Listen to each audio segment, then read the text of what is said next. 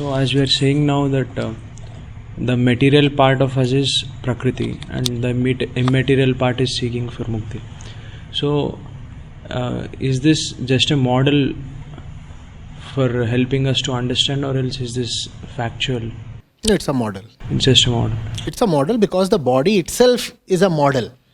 What do you mean by a model? That which represents something.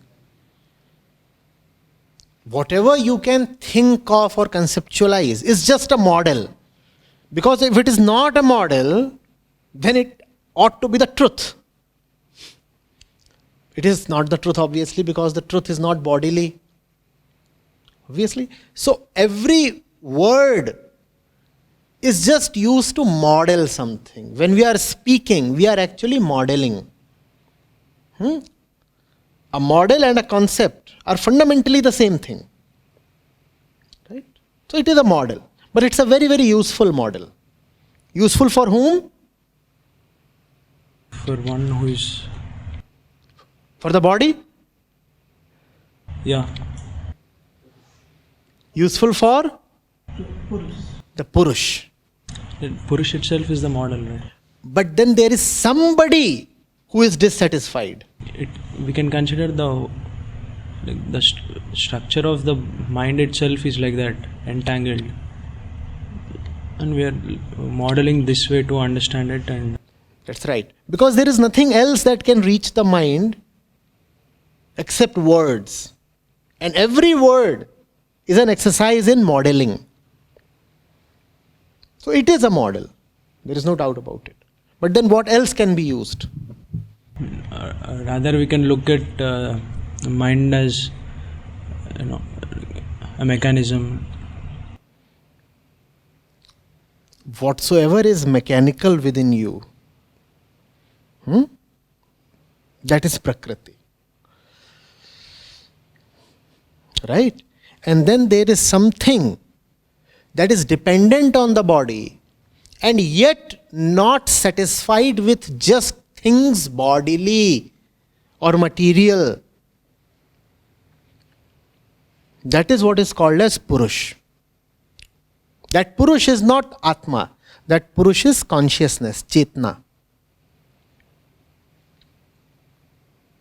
That consciousness is very much dependent on the body.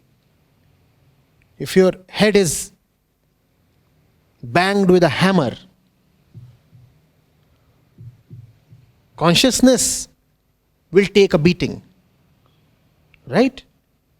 So the situation of the Purush is that it is in a relationship with the body, and yet that relationship will never satisfy it. Just like the husband and wife thing or man-woman thing. So the entire body, you could say, is the wife. I'm not trying to have any gender connotations here, but then that's the thing. The entire body is the wife. And then there is the husband, who is definitely attached to the body. As I said, if you bang the body with a hammer, the consciousness too will suffer. It is not that just the brain will take a beating. The consciousness too will suffer. But then the brain is not consciousness. Though the consciousness is definitely dependent on brain, there is some relationship. And consciousness is not merely dependent on the brain, it is actually dependent on the entire body. Even if your knee is hit with a hammer, it affects your consciousness. Does it not? But is the consciousness the knee? The consciousness is not the knee. The consciousness is similarly not the brain. But it is in a relationship with the brain. And that consciousness seeks liberation. All spirituality addresses not the brain, but that urge of the consciousness to get liberated.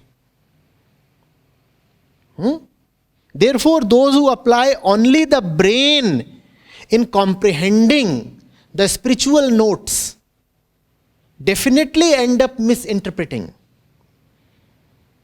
Because the ones who are bringing spirituality to you are not talking to your brain. They are speaking to your consciousness. What is the difference between brain and consciousness? Brain is that which comprehends using its well-settled old patterns. Brain is a system, a mechanism. It's a pattern.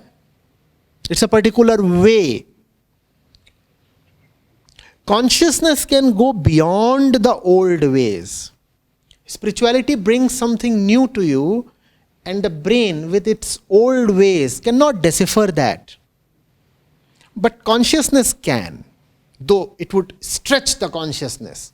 It would demand a lot from the consciousness to really know what the seers are saying to you. But still, it is within the capacity of consciousness to get a whiff of what an Upanishad is saying to it. The brain can make no sense. The brain can at most translate.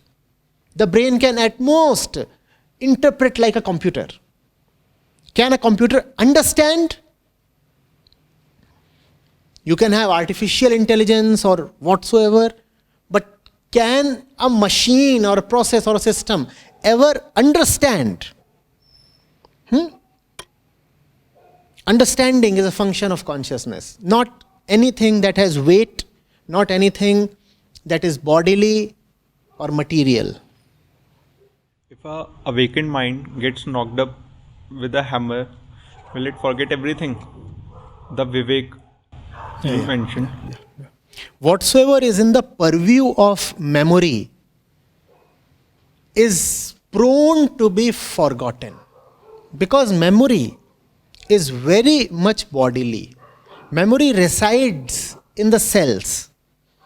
Memory is a material thing. So you can hit the brain of an awakened one with a hammer, and everything that was in the purview of memory would be gone.